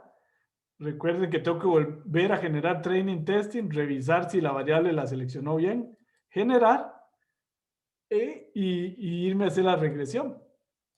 Y puede ser que mejore. Yo no me acuerdo si mejoró. Vean que dio casi igual, ¿verdad? A pesar de que tengo menos variables. Entonces, de ahí, esa regresión podría ser mejor, porque entre menos variables, mejor. ¿Por qué? Porque tengo menos coeficientes. Entonces, la interpretación va a ser más fácil. Entonces, bueno, el tema es cuáles variables usar y seleccionar variables es todo un tema, ¿verdad? En esto. Voy a volverlas a poner. Y entonces resulta que las regresiones Rich y Lazo hacen selección automática de variables. Sobre todo la regresión Lazo. Bueno, vamos a ver. Entonces son dos regresiones que se llaman penalizadas. La Lazo y la Rich. Entonces resulta que estos métodos de penalización lo que hacen es castigar aquellas variables que aparentemente no están aportando al modelo. Penalizarlas hasta incluso llegar a ser el coeficiente en 0. De manera que si el beta que multiplica, digamos, a una variable se hace 0, significa que la variable la anula, ¿verdad? Porque si yo multiplico por 0 todos los valores de esa variable es equivalente a anular la variable. Ok, bueno. Entonces hay dos regresiones, la regresión Rich, la regresión Lazo y las redes elásticas, que esta no vamos a entrar. Vamos a hablar de Rich y Lazo. Rich lo que hace es contraer los coeficientes de aquellas variables que no aportan y Lazo incluso llega a anularlos. Bueno, entonces aquí, no sé por qué este PowerPoint me echó a perder algunas cosillas. Entonces, Rich, este gráfico es un poquito, voy a corregir aquí. Esto no sé por qué. 1008. Ven, este es Lazo y el otro es Rich. Entonces, estos gráficos son algo dificilillos de entender, vean. Les voy a explicar aquí la cosa. Aquí, aquí están los coeficientes. Les voy a explicar este de Lazo. Es decir, aquí están los beta. En el eje Y. Y en el eje X está una cosa que se llama el logaritmo de lambda. Ahora les explico qué es lambda. Pero resulta que acá, si yo me paro aquí y tiro esta gráfica así para abajo, quiere decir que el beta, digamos de la variable, aquí están las variables numeradas, aquí se ve en el beta. Entonces aquí estaría el beta que multiplica a la variable número 5. Aquí vean que está en rojo la variable número 8. Entonces aquí estaría el beta 8. Aquí está la variable número 6. No sé si la ven, es demasiado pequeñita. Entonces aquí estaría el beta número 6. Entonces, si yo pongo esta recta aquí, donde la acabo de poner, sería la regresión clásica. Ahí están todos los valores de los beta. Pero si yo me corro, por ejemplo, acá, entonces resulta que los beta, por ejemplo, para esta variable azul es mucho más chiquitito. E incluso anuló un montón de betas que quedaron aquí exactamente en 0. Entonces resulta que el Lazo tiende a anular un montón de betas. Y esta grafiquita aquí es donde se pone el beta. De acuerdo a un logaritmo de un lambda, que ahora les explico qué es, entonces uno puede anular betas y por lo tanto anular variables. Entonces, este gráfico me ayuda a hacer, digamos, selección de variables. Aquí el Rich hace lo mismo. Aquí a este extremo sería la regresión clásica, es decir, usar todos los betas. Y en cualquier otro punto, él lo que hace es contraer. Este no los anula, pero sí contrae los beta de aquellas variables que aportan menos al estudio. Por ejemplo, esta rayita azul siempre es la que, donde el método automáticamente recomendó. Pero yo puedo cambiarlo, yo puedo jugar con eso. Ok, ya vamos a ver eso en el software. Resulta que la regresión Rich, esto matemáticamente es un poquito complicado, pero se puede entender qué es lo que hace. Es la misma regresión clásica, solo que, bueno, trata de minimizar los errores cuadráticos medios, igual que en la regresión clásica, nada más que le mete esto que se llama una penalización. Y lo que hace es castigar a aquellos betas que son muy grandes y que están tal vez multiplicando a variables que no aportan. ¿Cómo lo hacen? Pues tendríamos que estudiar 6 meses en un curso de análisis de datos. Pero este efecto aquí extraño logra encoger los beta que no aportaban. Es la misma, digamos que esto es la regresión clásica, que minimiza los valores reales contra el error cuadrático medio. Lo que le hace es agregarle esta penalización y agrega un valor lambda que es entre más grande penaliza más y entre más chiquitito penaliza menos. Si yo pongo lambda igual 0, simplemente esto se desaparece y estoy en la regresión clásica. ¿Ok? Entonces lambda igual 0 penaliza menos. Y entre más grande haga el lambda, más penalizo, trato de penalizar más. Ahora, ¿cuál es el lambda óptimo? El programa lo calcula. Ok. Entonces, lo que es la penalización son los betas al cuadrado. Le sumo un lambda por la sumatoria de los betas al cuadrado. Entonces, se puede probar matemáticamente, y esto es una historia un poquito más complicada, que en Lazo, que en Rich, que en regresión Rich, los betas se calculan así: x traspuesto por x, donde está la tabla, más lambda por la identidad de tamaño p por p a la menos 1 por x traspuesta por y. Lo que aparece nuevo es este término. Ok, así se pueden calcular los beta. Entonces, bueno, ahora vamos a ir a ver eso. Y les voy a explicar más con un ejemplo. Directamente en el software. Y ahora les explico en el software esto. Ok, Desventajas del modelo Rich. Bueno, una es que dura mucho más calculando, ¿verdad? Si se fija exactamente, si esto tiende a infinito, tiende a ser los valores demasiado pequeños, etcétera. Bueno, ahora lo vemos como un ejemplo. Luego está la regresión Lazo.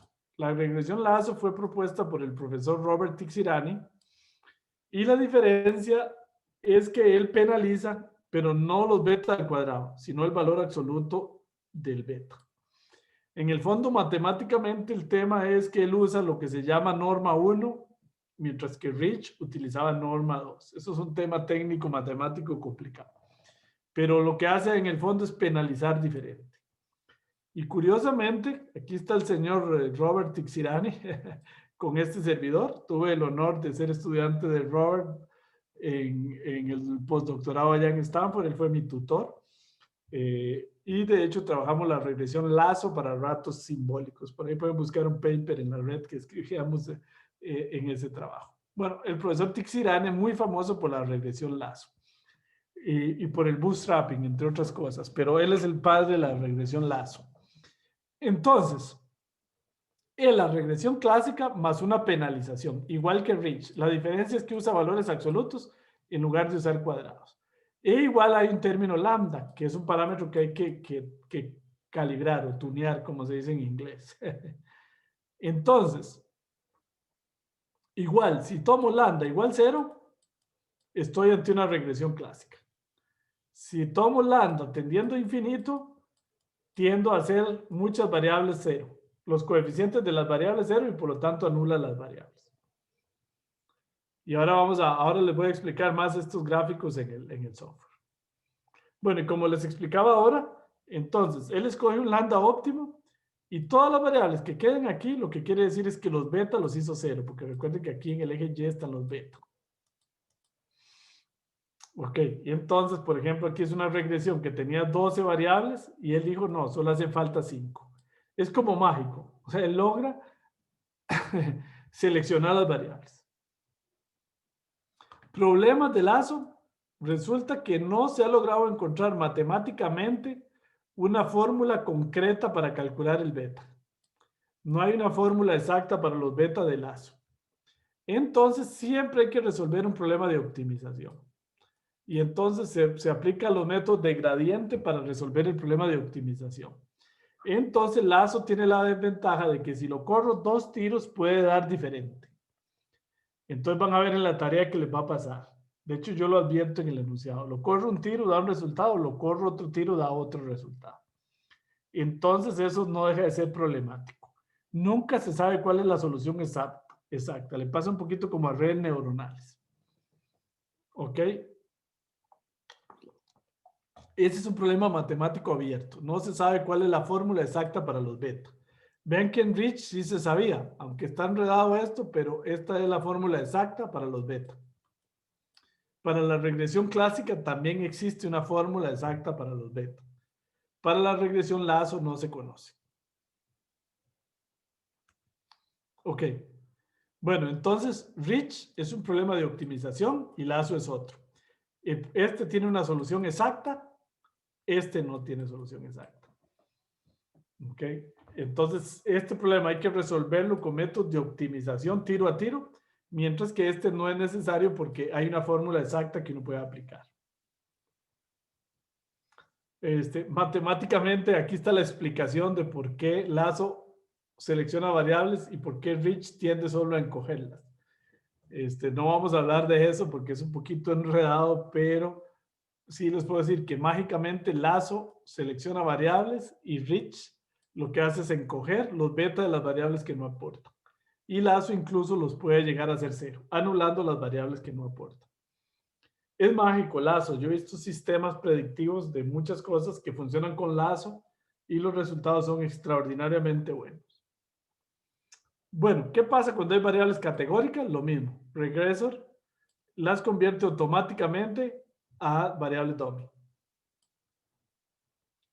Bueno, vamos a usar el mismo ejemplo de Boston Casas y ahí les voy a explicar un poquito más en detalle los gráficos. Mismo ejemplo. Ok. Profe, ¿y existen combinaciones como que dentro de una red neuronal hayan regresiones? Sí, más adelante vamos a ver. Yo puedo usar una red neuronal para hacer regresiones, ¿sí? De hecho, lo vamos a ver un día de estos. ¿Sí? De hecho, la fórmula más moderna para hacer regresiones en el mundo del Machine Learning es con Deep Learning, con una regresión basada en redes neuronales. Sí, eso hace ver que una regresión no es más que una red neuronal de una sola capa. Una regresión clásica como la que vimos hace un rato. Es una red neuronal de una sola capa. Entonces ahí se puede ver, digamos, que de ahí sí estamos años luz atrás en la historia. Ok, bueno. Y la regresión lazo, entonces vamos a ver cómo se hace. Y les voy a explicar un poquito aquí con un ejemplo, me es más fácil. Los que quieran estudiar más esto a fondo, yo les puedo dar un montón de artículos, trabajos, tesis que hemos escrito de esto. Si alguno quiere entrarle más a la matemática de todo esto. Pero lo que interesa en este curso no es eso, es que la usemos adecuadamente, porque sí logra resultados muy interesantes en muchos ejemplos, sobre todo cuando hay muchas variables. Bueno, entonces nos vamos aquí otra vez al problema. Aquí está la regresión penalizada. Entonces ahí están la regresión lazo y la regresión Rich. ¿Dónde los puedo escoger? Aquí. Ven, aquí está por defecto lazo o Rich. Por defecto está lazo. Por cierto, que el compañero que me preguntaba antes, el efecto de las escalas, en realidad no existe porque yo no les dije antes, pero los datos automáticamente el modelo los reescala. No sé, aquí no dice, pero sí, el modelo reescala los datos, ¿ven?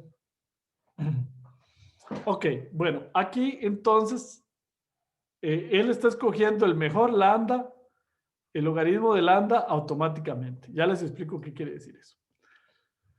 Ven, aquí me dice posible lambda. Este es un gráfico que me dice que los posibles lambda, que son los beta, ¿verdad?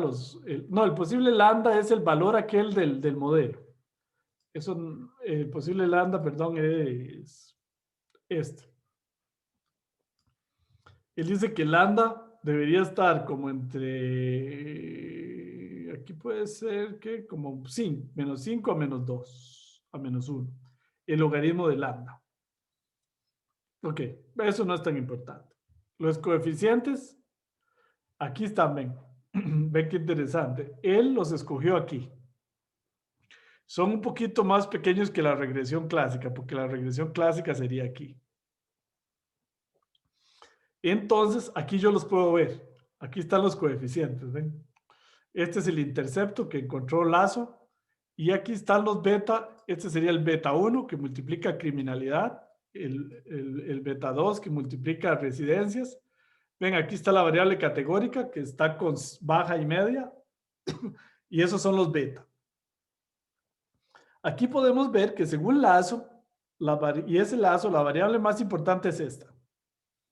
¿Por qué? Porque vean que en valor absoluto es la que tiene el beta más grande, menos 20. ¿Cuál otra es grande aquí? Si alguno me ayuda ahí. En valor absoluto, esta también aporta. El número de habitaciones, ¿recuerdan? Esa aporta.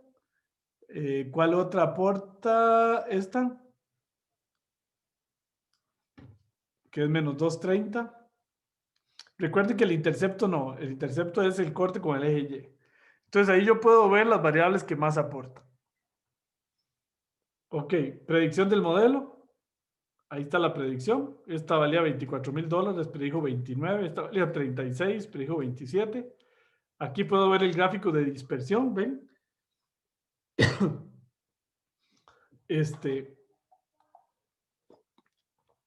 Y se ve que la predicción pareciera ser buena y muy parecida a la que hicimos antes. No está dando muy diferente. Ok. Y los índices generales, ven que la correlación... También ese gráfico de dispersión puede darnos una idea de en qué momento, o sea, porque se ve claramente que a partir de, bueno, de qué sé yo, 38, esos son $1,000, supongo. Sí, $48,000. Que a partir de $40,000 el modelo empieza a fallar más, digamos, hay más error. Sí, sí, podría ser, o que también estos son como outliers. Sí, estas casas de valores más altos. Pero sí, efectivamente, a partir de $40,000 hay más error. Es correcto. Entonces uno con eso, digamos, como analista puede tomar decisiones. Bueno, el cliente, la mayoría de los datos, el 90% es menos de 40,000. Ah, está muy bien. Ah, no, pucha, este cliente tiene datos superiores a 40,000, son muchos. Este modelo parece no estar tan bien. Sí, sí. Ujú. Y bueno, y lo que más me dice es esto, en la correlación entre la variable a predecir y la variable predictora es del 81%, digamos un 81% que es bueno. El error relativo 16%. Vean que interesantemente dio un poquitico mejor la regresión clásica, porque daba 15 aquí, si mal no recuerdo. Y aquí daba un poquito menos de 5. Y entonces esta da un poquito más mal. No tiene por qué dar mejor. Puede ser que dé mejor, puede ser que no dé mejor. Aquí no dio mejor. Ahora, hay algo interesante que yo puedo hacer con lambda, con la regresión lazo. Vean. Yo puedo decirle, no, yo solo quiero usar 4 variables. Entonces, quiero pasar esta barrita azul aquí. Este número de arriba es el número de variables que usaría. Entonces yo pongo el logaritmo de lambda en 0, me va a usar solo 4 variables. Entonces voy a usar eso. Logaritmo de lambda, le voy a quitar que sea automático. Lo voy a poner logaritmo de lambda igual 0, ¿ven? Yo lo voy a cambiar manualmente, le voy a ejecutar y ven dónde me lo puso. En 0. Y solo va a usar 4 variables en ese caso.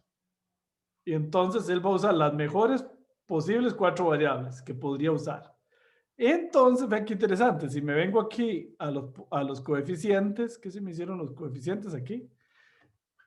Este puntico aquí quiere decir que esas betas dieron 0 y que esas variables no las está usando. Ahora solo está usando número de habitaciones, impuesto, alumnos que viven en la zona y clase baja. Ven que de hecho habíamos visto antes que esas eran como las que más aportaban. Por lo Profe, menos. y eso no es contradictorio considerando que óxido nitroso tenía un 20, creo, a la par, y hemos dicho que ese era el beta más grande. Sí, pero pero digamos, es que recuerden que aquí, digamos, esos, los beta, las correlaciones, todo eso son como luces de cuáles podrían ser, pero no necesariamente son. El modelo termina midiendo todo más objetivamente en el testing. Esa es una buena observación esa que usted hace, pero todo eso no es definitivo. Lo que es definitivo en Machine Learning es qué me ayuda más en el testing. Porque el problema es que eso se calcula cuando, cuando uno hace mínimos cuadrados o esto se hace dentro de la misma tabla de training. Pero sí, es una buena observación. Y se lo explico así, digamos que esto aquí lo decidió más en el testing. Ahora, puede ser que el modelo empeore. No sé quién me preguntó, entonces puede ser que tengo menos variables, pero el modelo empeora. Y vamos a ver si empeora. Venga, ahí se ve bastante parecido, pero lo que me dice la verdad es esto. Ven, sí empeoró un poquitito, porque aquí eran 5, ¿verdad? Y esto es 78, 17% de error y era 16. Ahora, este modelo es más malo que el anterior, un poquitito, muy poquitito, pero este modelo solo usa 4 variables. Entonces, ¿cuál es la ventaja de este modelo? Que puede ser más fácil explicar la predicción y decirle, mira, sí, es que esa casa es que está muy cerca de las zonas de clase baja, o esa casa paga mucho impuesto, ¿ven? O el número de habitaciones es bajo. Entonces es más fácil explicar la predicción. Perdí un poquito en la calidad del modelo, pero gané en la interpretabilidad. Entonces yo les pregunto, ¿con cuál modelo se quedaría? Profe, Sí. una pregunta. Donde dice índices generales, no importa que el error sea ahora más grande que el mínimo de abajo. O sea, ahora es 6.1 y el mínimo es 5.000. No Sí. importa. No, no importa, no importa. Esto lo que sí nos está diciendo es que el error es un poquito más malito, ¿sí? Porque antes nos dio 5, pero sí puede dar más alto que el mínimo. Este mínimo y este máximo nos ayudan a ver qué tan grande es este número o este otro. Este otro nos dice que nos estamos equivocando en promedio en $3,900. Pero si lo vemos aquí, ambos están muy cerca del mínimo, lo cual quiere decir que el error no es alto, que el error es bueno, es bajo. ¿Ven? Entonces sí, puede quedar más grande. Fatal sería si aquí da 40. Entonces decimos, no, ahí sí ese modelo no sirve para nada, no ve que está demasiado grande, muy cerca del máximo. Esto es para decir con objetividad si esto es grande o pequeño. ¿Cómo sé yo si esto es grande o pequeño? Dependiendo de cuál es el mínimo y cuál es el máximo. ¿Verdad? Porque aquí podría dar 60. Uno dice, ¿qué número más grande? Y no, si aquí el mínimo era 60, pues no es grande, ven. Es relativo a esto. Entonces, por eso, para saber si esto es grande o pequeño, por eso es que se pone este mínimo y este máximo aquí, que son maneras de medir el error. La otra es porcentualmente, me equivoqué en un 17%. La otra es con la correlación. La correlación entre la variable a predecir la predicción y el valor real es casi el 80%, lo cual es, digamos, relativamente bueno. Ok, entonces, bueno, esto sería una decisión de analista, pero yo podría decir, me gusta más este modelo. ¿Por qué? Porque este modelo solo tiene 4 variables. En cambio, si hago una regresión clásica, ya ahí tengo un montón de variables, ¿verdad? Aquí se ven aquí. ¿Verdad? Lo que puede hacer más difícil de interpretar el modelo.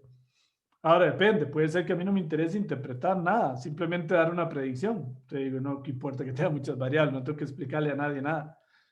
¿Verdad? Lo que pasa es que en regresión típicamente la gente quiere que uno le explique por qué sí o por qué no, o por qué dio esto, cuáles variables impactan, cuáles no impactan. Ven, entonces es la regresión penalizada, lazo. Ahora yo puedo hacer regresión rich. Voy a dejar la automática y voy a pasarme a rich. Y le voy a dar ejecutar. Entonces vamos a ver cómo nos da con rich. Aquí está rich, aquí están los posibles lambda, no le den tanta importancia a esto, esto es donde está el lambda de la penalización. Aquí están los coeficientes. Ven que rich lo puso aquí, o sea que rich, si esta línea azul queda aquí al final, lo que quiere decir es que me está diciendo que lo mejor que puede hacer es la regresión clásica. Él está considerando que no ocupa comprimir ningún coeficiente. O sea, está dando la regresión clásica. Entonces, este resultado posiblemente es exactamente el mismo de la regresión clásica. Y vean que si vemos la dispersión, nos da igual a la de la regresión clásica y los índices generales creo que están muy cerca de los que eran la regresión clásica. Puede ser que esté un poquitito corrido y no lo estamos viendo. Ahora, aquí también yo puedo jugar, ¿verdad? Con esto y decirle, no, hey, perdón, voy a verlo aquí en este gráfico. Voy a bajarlo aquí al logaritmo que sea 6 para comprimir las variables. No, digamos 4. Que el logaritmo de lambda sea 4. Y le doy a ejecutar. Y aquí me vengo a ver si mejoró o empeoró el modelo. Ven que empeoró. Empeoró bastante comprimiendo, haciendo esa compresión de betas. Entonces ahí sí que no gano mucho porque comprimí los betas y más bien empeoró. De hecho, pues si lo dejo automático, aquí lo que más conviene en Rich es dejarlo automático. ¿Verdad? El lazo sí se juega más con esto porque yo puedo anular variables. Y de hecho ustedes van a ver en la tarea que él automáticamente anula algunas en un ejercicio. Pero puede ser que sí, puede ser que no, porque recuerden que el lazo tiene el efecto de que optimiza. Entonces no siempre encuentra la mejor solución. Pero lazo en uno de los ejercicios van a ver que anula variables él solito. Ahora yo lo puedo forzar a anular aquí, ¿verdad? Entonces puedo decir aquí 0, como dice antes, y lo obligo a anular. Aquí lo que pasa es que me anuló todo. Vamos a ver, lo puse demasiado allá, qué raro. Debería estar usando 4 variables. No sé por qué los coeficientes. Ah, no, sí, ahí está. Está usando 4 variables. Bueno, no sé si tienen alguna pregunta hasta ahí de esto. Es un poquito complejo, pero lo que ocupo que entiendan muy bien es qué quieren decir los coeficientes, qué quiere decir este gráfico y qué quieren decir estos punticos. Si aparece un puntico, quiere decir que el beta asociado a esa variable es 0, lo cual, digamos, significa que sacó esas variables del estudio. ¿Ok? Porque si yo multiplico beta igual a 0 por cualquier cosa que sea la variable, va a dar 0. Entonces, en la práctica lo que significa es que esas variables las quitó. Entonces me está dejando solo 4 variables. Ok, muy bien. No sé si tienen alguna pregunta. Bueno, ahí se los dejo para que lo estudien con más detalle luego.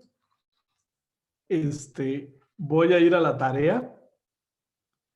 La tarea es totalmente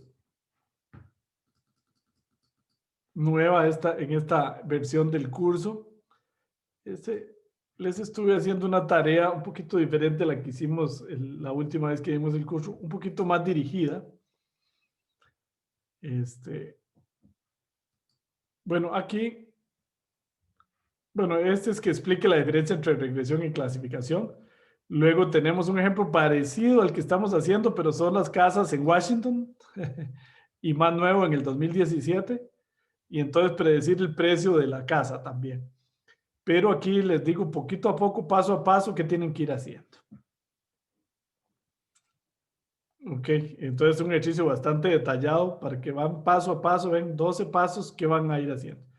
Y después viene otro ejercicio para predecir el precio de los asientos niño. Eso niño es porque no se puede poner la ñ.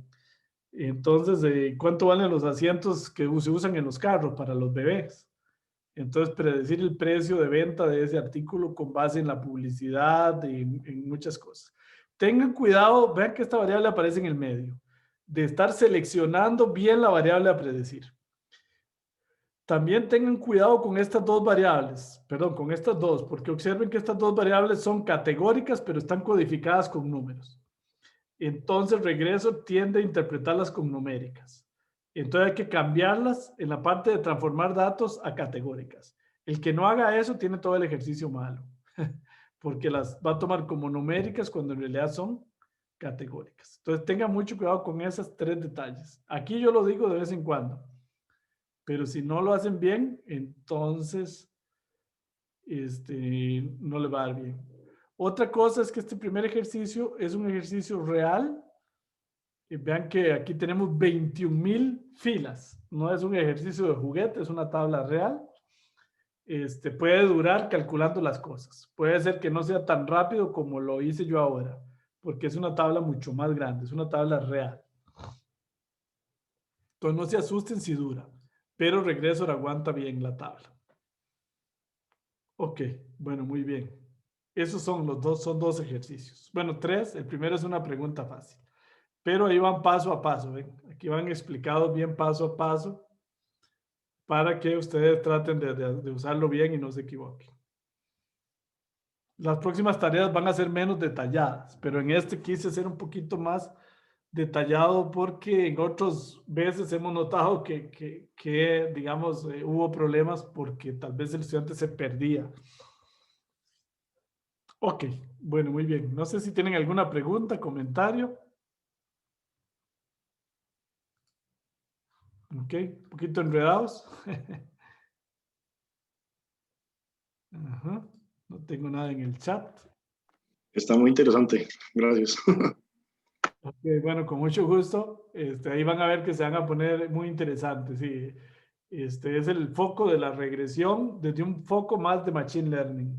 Aquellos que son de estadística tal vez digan, no, mejor la regresión al estilo clásico. En el fondo, pues, no es que una sea mala ni otra sea buena. Es que son para cosas diferentes. Digamos, el enfoque estadístico generalmente es para tablas pequeñas, para experimentos estadísticos, donde, digamos, los datos son muy controlados en un experimento. El foco del Machine Learning, del Data Mining, es con muchos datos. Entonces es un enfoque diferente. No es que una esté mala, que una sea mejor, que otra sea más mala, no. Es que la vida nos fue llevando a tratar de aplicar técnicas estadísticas que antes se aplicaban a 200 datos, ahora aplicarlos a 1,000,000 de datos. Entonces se ha visto que la cosa es diferente, ¿verdad? Que la cosa es diferente. Entonces en realidad es eso, ¿verdad?